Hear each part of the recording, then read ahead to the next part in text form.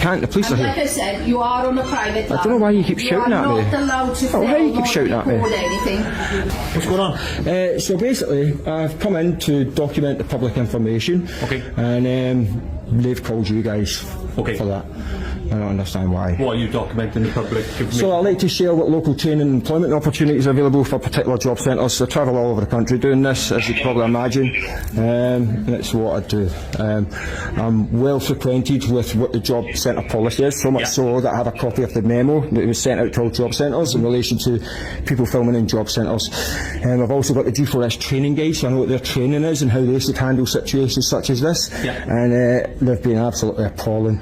The lady keeps shouting at me, like, despite me speaking to them as I'm speaking to you guys right now. I've remained calm, polite and respectful at all times, and they keep wanting to escalate things for some reason. Okay. And that's pretty much. Yes. Because they've asked you twice to leave now, apparently. Right. And how long have you been in here yourself? 20 minutes. 20 minutes. I think in that 20-minute period, you should have done what you wanted. I wasn't able to, they prevented me. They had surrounded me, I couldn't do that. So what are you actually trying to achieve? Right? Today's case isn't just another random public versus authority spat. It's a deep dive into the gray area of UK law, where public access meets private land restrictions. Our main character, a seasoned citizen journalist known as the Laughing Auditor, armed with a camera, a copy of the job center filming memo, and a thorough understanding of the rules. On the other side, job center staff who are convinced they have the power to shut him down. And later, the police, who have to decide if this is a legal problem or just a policy dispute. But here's the twist. The auditor isn't some loud, aggressive protester. He's calm, articulate, and knows exactly which legal levers to pull. That makes this encounter a masterclass in both standing your ground and knowing where the line is. And we're about to see if the line moves once. Law enforcement break down complex situations to understand our rights. Today, we're looking at a fascinating encounter between a citizen journalist, who goes by the name the Laughing Auditor, and the staff and police at a job centre in Bridgend, United Kingdom. This video isn't just about the confrontation, it's an educational tool. We're going to pause the action and explain the key legal points, so you can understand the rights of an ordinary person in the UK. What happens when you try to film in a place that's open to the public but is technically on private land? Let's find out. Sorry, sir. Yes, ma'am. We do not give you permission to film I here. appreciate you saying that, but I don't need your permission, I'm afraid. This is a private land. It's a public place, so everywhere, pretty much everywhere in the UK is private land. And we have the right to restrict filming. No, not in a public place, you don't. We do not allow filming and audio recording on our premises without permission. Yeah, because this is a private land. You're reading your training, well done. You're the first person I've seen do that, thank you. But can you just stop filming and we will be able to see you and discuss what you have to? I can't stop filming, I'm afraid. As I say, it's protected under the Human Rights Charter. It is, of course it is. You can hear the other individual. That's not my fault. The moment the auditor, who we'll call the Laughing Auditor, sets up, he's challenged. The security guard states a simple rule: there's no recording in the building. The auditor disagrees, and the standoff begins. Now, this is the first crucial point. The job centre is what's known as publicly accessible private land. While the building is owned or leased by the Department for Work and Pensions, DWP, it provides a public service, and the public has an implied right of access. The DWP can set its own policies, like no filming, and they do indeed have a policy requiring permission. The security guard recites the policy like it's gospel. But remember, policy is not law. The auditor doesn't just challenge her statement, he flips it by referencing the Human Rights Act, hinting that his right to film is protected as a form of journalism. This isn't just verbal sparring, it's strategy. By calmly holding his ground, he forces the guard into a repetitive loop, which makes her look less authoritative. It's a key tactic. When someone's argument is weak, repetition exposes it. Watch how the guard keeps saying private land, while the auditor keeps saying public place. It's a legal tug-of-war that's only going. However, a policy is a request, not a law that applies to a member of the public. The auditor is operating on the principle that these internal policies do not override his fundamental rights under the law.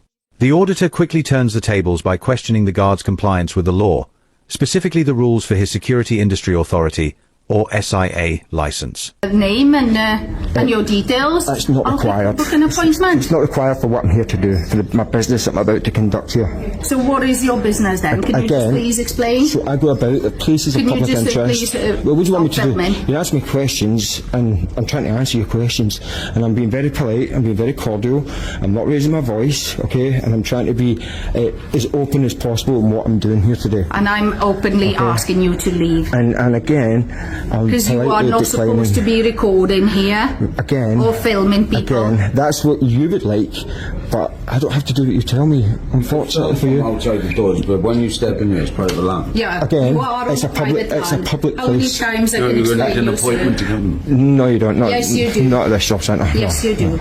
No, you don't. Yes. So the computers are there for public use.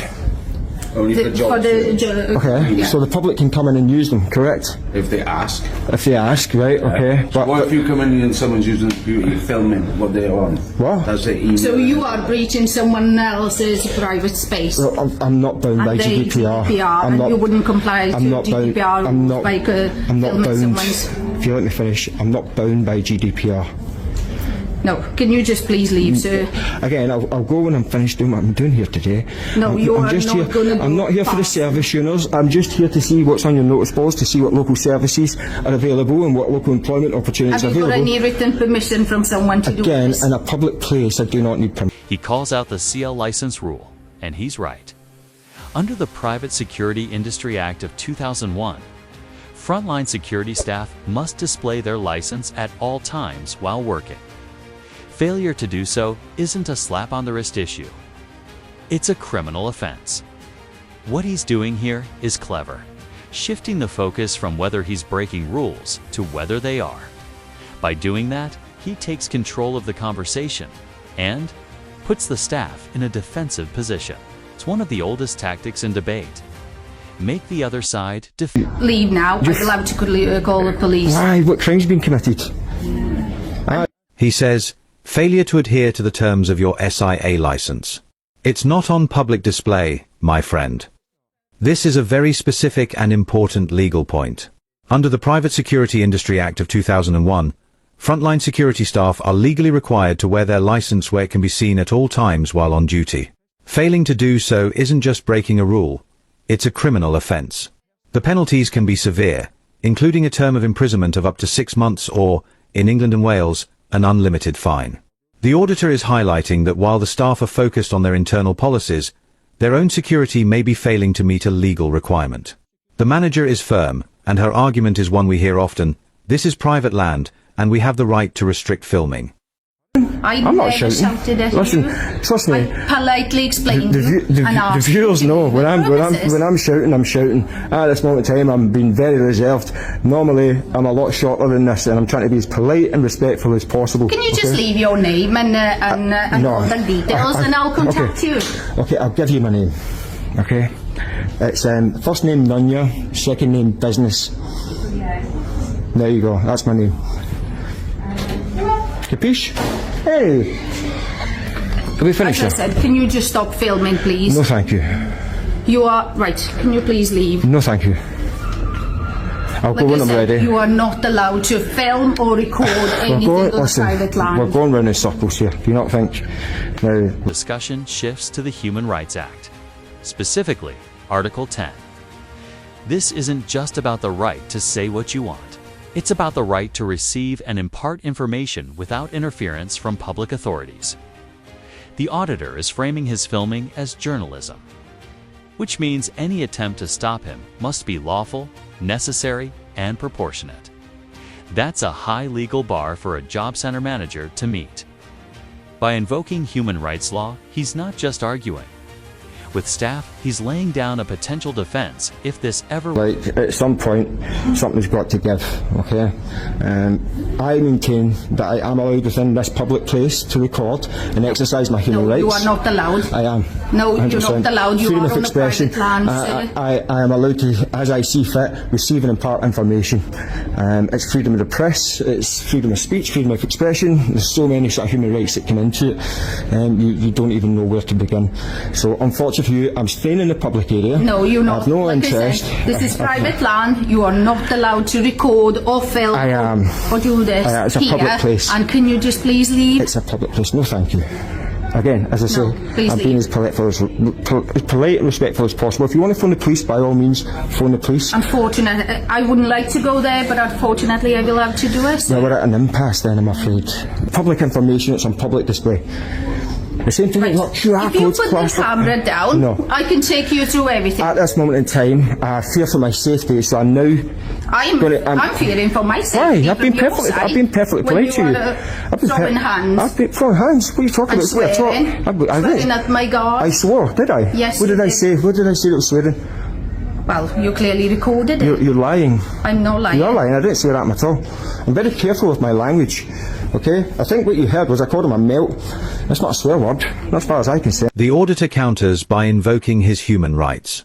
This brings us to the Human Rights Act of 1998. Specifically, Article 10, which protects the freedom to hold opinions and to receive and impart information and ideas without interference by public authority. The auditor sees his filming as an act of journalism, gathering and sharing information about publicly available services, which he argues is protected. While this right isn't absolute, any restriction by a public body must be lawful, necessary, and proportionate. The manager's simple statement of "it's our policy" may not be a strong enough reason to override a protected human right. The arrival of the police is the climax of the encounter. The staff believe that because the auditor has been asked to leave and has refused, the police can now forcibly remove him. This is based on a common misunderstanding of the law of trespass. Document the public information. Okay. And they've called you guys Okay. for that. I don't understand why. What are you documenting the public? So I'd like to share what local training and employment opportunities are available for particular job centres. I travel all over the country doing this, as you can probably imagine, and it's what I do. I'm well frequented with what the job centre policy is, so much so that I have a copy of the memo that was sent out to all job centres in relation to people filming in job centres. I've also got the G4S training guide, so I know what their training is and how they should handle situations such as this, and they've been absolutely appalling. The lady keeps shouting at me, like, despite me speaking to them as I'm speaking to you guys right now. I've remained calm, polite and respectful at all times, and they keep wanting to escalate things for some reason. Okay. And that's pretty much it. I've said to them, if they just let me film the leaflets, I would have been gone by now. I know, I get that, but obviously you can understand that a lot of people in this premises are having private conversations I about understand their that. employment and stuff like that, which is why they're obviously hesitant about the video camera potentially picking up private information. I understand. You understand where they're coming So from with that? I can understand, but the obligation is on them to protect those conversations, not on me. Okay. And every job centre's the same. So no matter which job centre you go into in the country, the layout is always the same. The public area is a wooden floor. Yeah. The private area is carpeted, and it's the same in every job centre all over the country. And I always stay within the public area. It's publicly accessible. It's a public place. I'm well within my rights to come and document whatever public information is available. There's QR codes everywhere, for goodness sake. How on earth are you supposed to scan QR codes if you're not allowed to use your camera? It just doesn't make sense. Okay. So what's the reason you're still here now then? Because I've not been allowed to film this, and then they said Is that all you want to do, is film that? pretty much, I told them that. So it says to them. I And she said that she phoned the police, and she's, it's publicly accessible, my friend. Have you done what you needed to? Not yet, no, I've been prevented, and then I told you guys we're getting closer. In England and Wales, simple trespass is almost always a civil matter, not a criminal one. This means the police have no power to arrest someone for it. Their role is primarily to prevent a breach of the peace. Since the auditor has remained calm and polite, there is no evidence that a breach of the peace is likely to occur. The police can ask him to leave, but they cannot force him unless he commits a separate criminal offence, like being abusive or causing damage. The new powers for trespass that you may have heard about, under the Police, Crime, Sentencing and Courts Act of 2022, are designed to tackle unauthorised encampments and require specific conditions, like the person residing on the land with a vehicle and causing significant disruption, which clearly don't apply here. Notice the shift when the second officer speaks. He says, "I'm well aware that you're well within your rights to film within this building. The signs are unlawful." This officer correctly assesses the situation. He understands that while the DWP has its policies, they don't give them the legal authority to remove a person who is not committing a crime. He knows that trespass here is a civil issue and that the auditor's activity is not causing a criminal-level disturbance. He brokers a deal. The auditor can film the public information on the notice board. Here, you can see the subtle shift in tone. Staff believe this is the moment the auditor gets removed, but the police have a different approach. In the UK, simple trespass is a civil matter, meaning police can't just drag someone out unless there's a breach of the peace or a criminal offense. The auditor's calm demeanor works in his favor.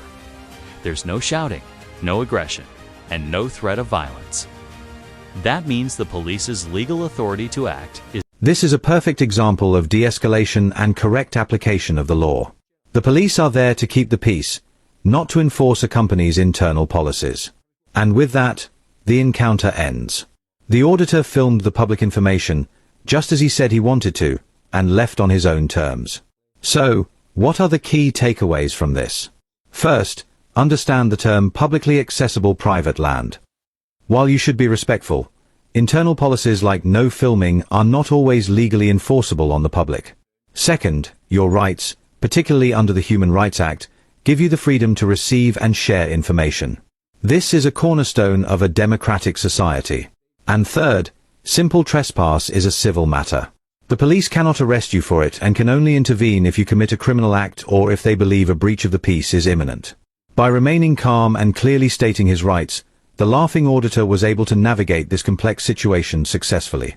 This case serves as a powerful lesson in knowing the law and exercising your rights peacefully and respectfully. If you found this explanation helpful, please hit that like button, share this video, and subscribe for more breakdowns of our rights in everyday situations.